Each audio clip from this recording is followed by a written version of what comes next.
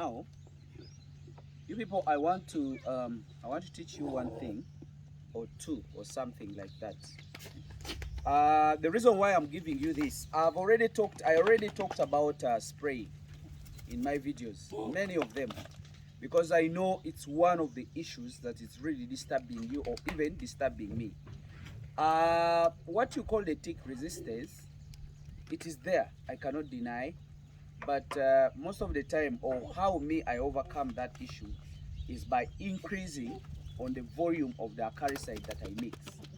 And what I do, I look at the molecules in the acaricides. So when I use let's say a certain molecule for like 3 months or 4 months, then I start to get cases of hot water. How do I know that I have cases of hot water? One, by getting those abrupt death. I know most of you are going into this, many of you are going through these challenges. You know, you have a flock like this, and animals are eating very well, they are feeding very well, but at the end of the day, you find those animals, 2 or 3 have died on the way. 2 of them have come back when they are shivering, when they are doing a lot of things. So that is a sign of hot water. So me, I look at the molecules, I keep changing the acaricides. Let's say today, if I'm using, let's say amidins, like in 3 or 4 months, I change and go to the double, or either duodip, or organophosphate, or cyper. You know, I keep changing as a routine. So what am I trying to explain to you is that you people don't allow to spend more than 6 months on one acaricide. So you have to learn how to keep changing the acaricide. And some other thing or some other issue, apart from spraying, apart from the acaricide, your spraying systems are also very bad. One, what makes a spraying system to be very bad? One, you don't have crushes where you're spraying. You say this is a spraying crush. We make it like this because we have many animals. So you see these are all males, but they are sprayed in their unit. You get it? Then, apart from don't having the crushes where you're spraying your animals from, you don't have very good gadgets. You know very well that the sense of spraying an animal, it is not pouring a drug on it, but it is pushing that drug with a force to go and work under the skin. So if you are doing your spraying and you're using gadgets that are really very weak, the ones that cannot push the drug to go through the skin, or to push those hairs you see, so that the drug can sit in the skin, that drug will not work. If you're using gadgets that have a low pressure, they will not work. Some other thing, how will you know that your spraying is not effective? One, you're going to have those abrupt cases, like an animal going when it is free, when it is okay, then by the time it comes back, it is panting, it is making noise, you know, abrupt death. In a week, if you find a case and an animal comes and drop out after spraying, like today is a Sunday, we are spraying. So if we reach like on Wednesday and you find an animal dying abruptly, we shall know that our spraying was not effective. But how do you know that that is hot water?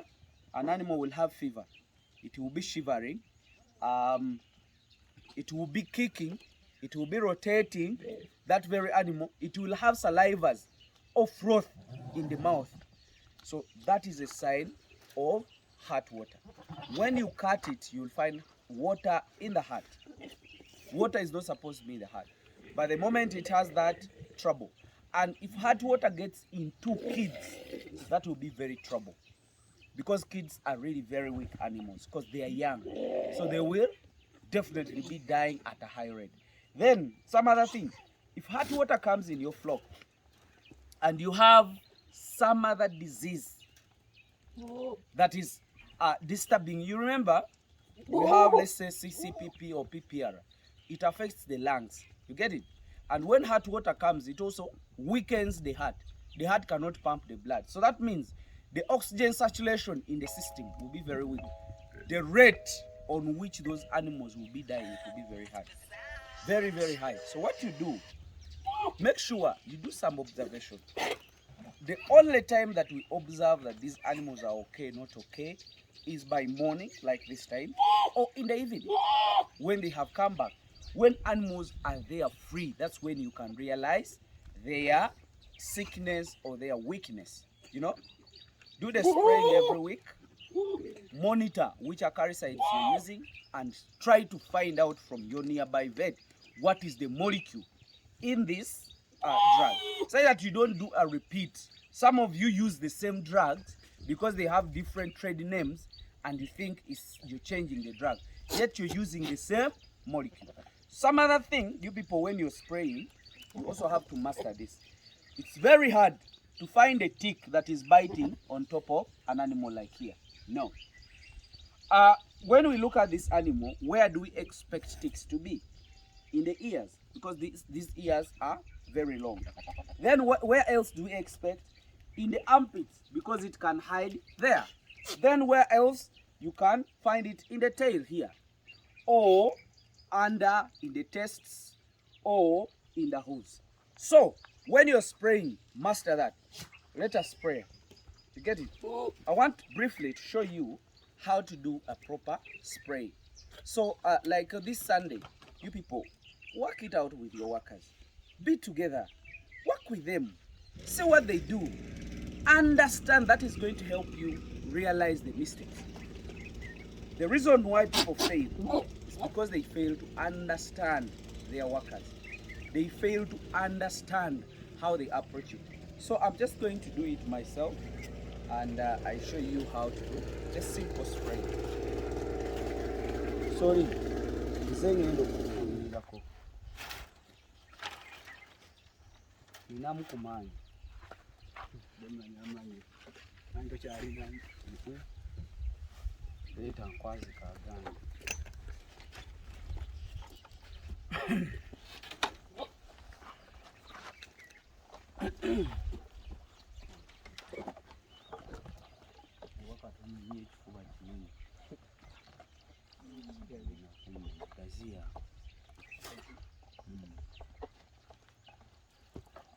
So this is a motorized knapsack sprayer.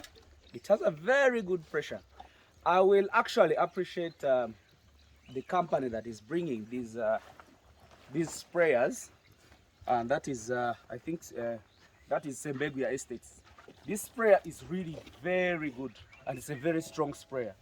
It has worked for quite some time, and actually it's one of the sprayers that are really durable, and I have worked with them for a long time, because now this is the third year when I'm using it at my farm. So starting.